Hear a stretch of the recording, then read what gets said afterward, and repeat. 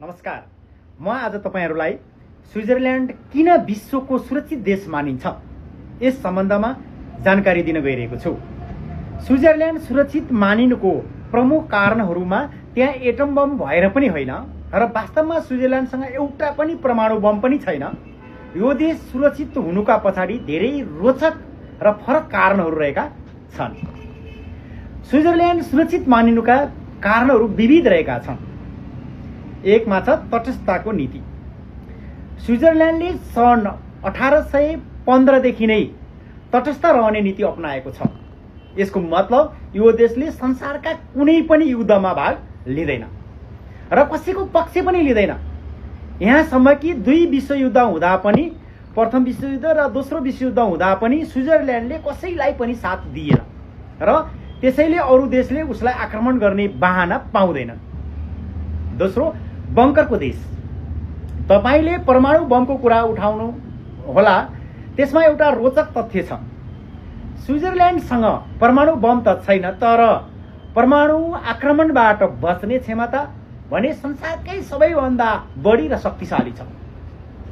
र स्विजरल्यान्डको कानुन अनुसार प्रत्येक घर वा समुदायमा न्युक्लियर सेल्टर बंकर हुनु अनिवार्य छ।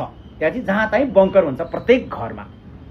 र यदि आज परमाणु युद्ध भयो भने स्विजरल्यान्ड संसारको एक मात्र देश बन्न सक्छ कि जहाँका 100% जनता बंकर भित्र सुरक्षित बस्न सक्छ।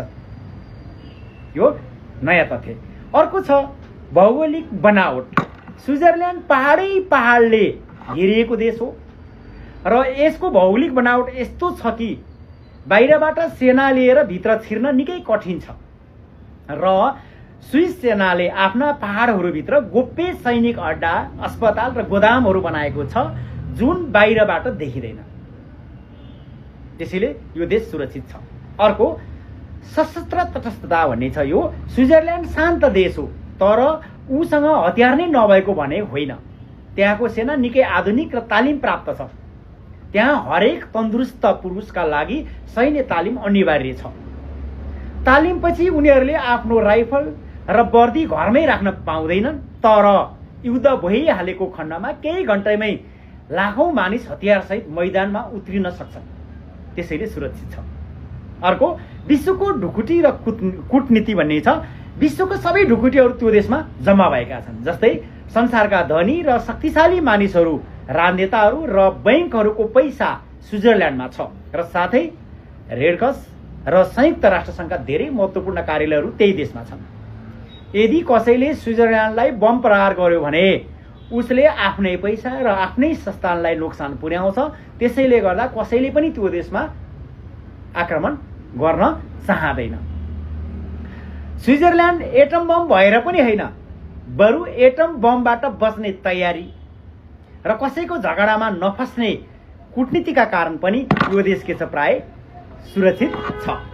एउटा रोचक कुरा, स्विजरल्यान्डमा धेरै जसो पुल र सुरुङहरूमा विस्फोटक पदार्थ राख्ने ठाउँ बनाइएको हुन्छ। यदि कुनै देशले आक्रमण गरिहालेमा उनीहरूले आफ्नै पुल र बाटो उडाएर दुश्मनलाई बाटोमै रोक्न सक्छन्। यी विविध कारणहरूले गर्दा स्विजरल्यान्ड विश्वको सुरक्षित देश मानिन्छ। हस् त, धन्यवाद।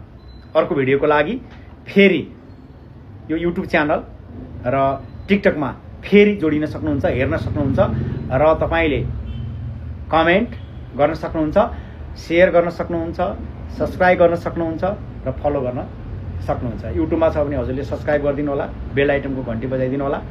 यदि तपाईँ टिकटक हेर्दै हुनुहुन्छ भने फलो गर्न नबिर्सिनु होला र कमेन्ट गर्न पनि नबिर्सिनु होला। तपाईलाई यो भिडियो कस्तो लाग्यो त्यसमा जानकारी दिन सक्नुहुन्छ।